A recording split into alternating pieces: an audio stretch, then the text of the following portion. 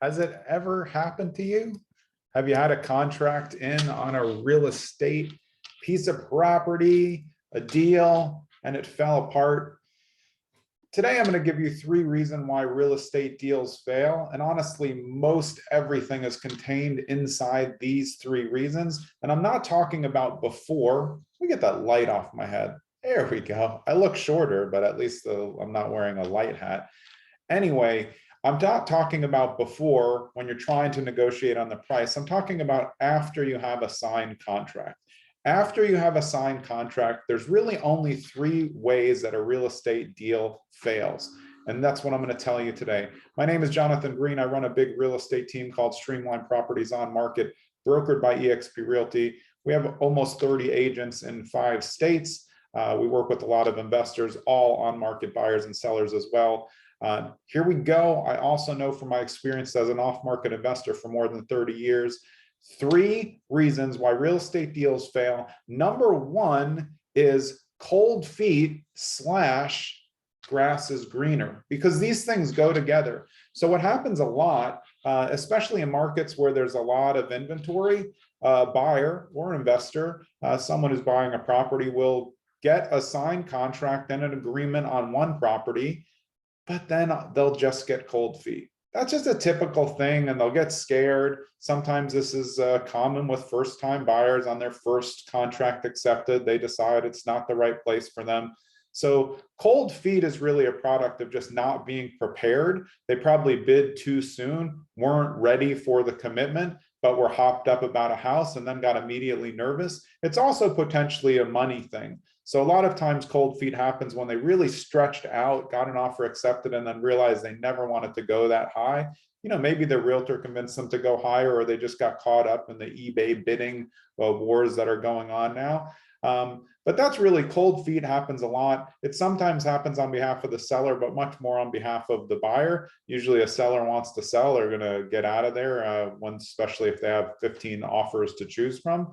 The reason why I put / grass is greener is because that is another common concern with a lot of inventory. So it's not always cold feet. It may be that they go under contract, the buyer goes under contract on a home that they really love, but then it's a Sunday or it's Monday, and then they see Monday night or Tuesday morning a house that they think they might like better comes on the market.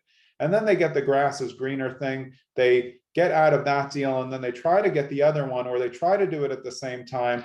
This always ends up being a disaster, but this is definitely the number 1 reason why real estate deals fail. And I'm going in chronological order, actually. So it's cold feet, grass is greener. That's your number 1. Happens for a variety of reasons, but I'll tell you that preparation is the most common reason for this cold feet or grass is greener.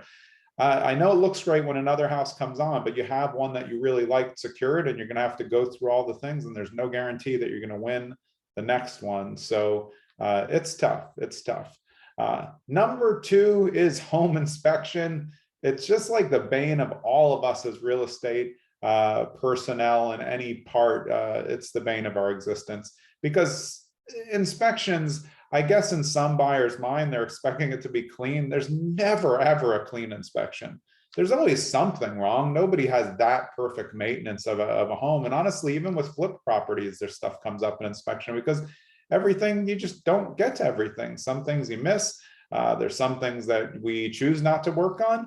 But an inspection and an inspector's job is to come up with everything that's of potential interest to the buyer. The problem is, everything that's of potential interest to the buyer doesn't mean that you're going to get a credit for it, and especially not so in a seller's market. So when you're in a seller's market and the seller has 15 offers and you're the winning buyer, you don't have a lot of leeway, even though you overbid, to come back and ask for $20,000 of home inspection, because they're just going to go to someone else who's not going to ask for that. So part of what we do at Streamline Properties on Market is we start preparing buyers for the home inspection on our first showing, because we want people to be ready for what really goes on in the home inspection. We want you to know what you can ask for, what you can ask for, what you should ask for, what you could ask for, what you should not ask for, and what it is depending on the market. So if you're in a buyer's market, you have a lot of leverage to ask for a little bit more. But generally, if you want a transaction to go smoothly, your job is to always be looking for a win-win. So to me, a lot of the times back in the old days when things were a little bit more even between buyers and sellers, If we came up with what we thought would cost about $10,000, we would ask for $5,000. There's some issues that are non-negotiable, like underground oil tanks, asbestos, septic systems that don't work. Those you're going to get credit for. Anything that's a safety or fire hazard, environmental hazard, you're probably going to get a credit for that. And if you don't, you should be walking away. But there's other things that are just highly negotiable in terms of getting a credit amount. So just a side note on home inspections, you're going to make a request of the seller, and the seller could either decide to do the things, or you can agree on just a cash payout to do that. And you're going to do that all yourself afterwards. It works for some things. It does not work for permitting and things like that, because you still need to get a certificate of occupancy. So 3 reasons that real estate deals fail. Number 1, cold feet and grass is greener. Number 2, home inspections. A lot of times during home inspections, the seller gets mad, as if we uncovered something that they knew about or didn't know about. Inspector's job is just to let the buyer know of these things. A buyer's job is to be prepared and not to go overboard in asking for everything. It'll kill a deal every time. There are some deals where you do need to ask for a lot, and we've seen credits upward of $20,000. It just happens when there's a lot wrong. You do want to take into account that some properties are specifically listed as is. In general, all homes are bought as is in general, but some are listed on the MLS as is, meaning they're not going to give you any repair credits or do anything to the property. And you have to know that going in, because you can't go in on as is and then make a bunch of requests. They've already told you up front that they're not going to, so you'd be wasting their time and your own. Number 3, mortgage contingency. So I don't know what the percentage is that mortgages fail, but I would say that 98% of the ones that fail, we probably had an idea that it wasn't going to work out. Maybe we didn't look at the pre-approval close enough. Maybe the lender wasn't sure on the content of the down payment funds and closing costs.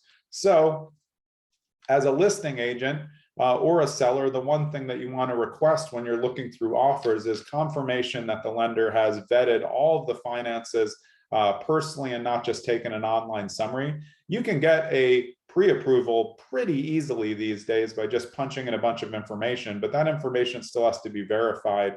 Your employment, pay stubs, credit, all of those things. So lots of things can turn up as a pre-approval. When I'm vetting my final offers as a listing agent or seller, I'm always going to call those lenders directly with the buyer's permission, buyer's agent's permission, just so I can make sure that they've checked everything and that they have enough available cash in the bank to cover not only the down payment that they've chosen, but in New Jersey, the 3 to 4% of closing costs, plus about $1,000 extra for inspections. And I want to know they have dramatically more money than that. If not, when you get to inspection, there's going to be a lot more push and pull if they're really at the end of their budget, and that's going to spend all of their cash. So mortgage commitment is the 3rd way. And the unfortunate thing about that is that usually means it's failing at about 30 days out. So you're expecting to close, and then all of a sudden it turns out, buyer can't get a mortgage. That's a huge disadvantage to a seller because they've wasted 30 days on the market with a deal that was never going to work.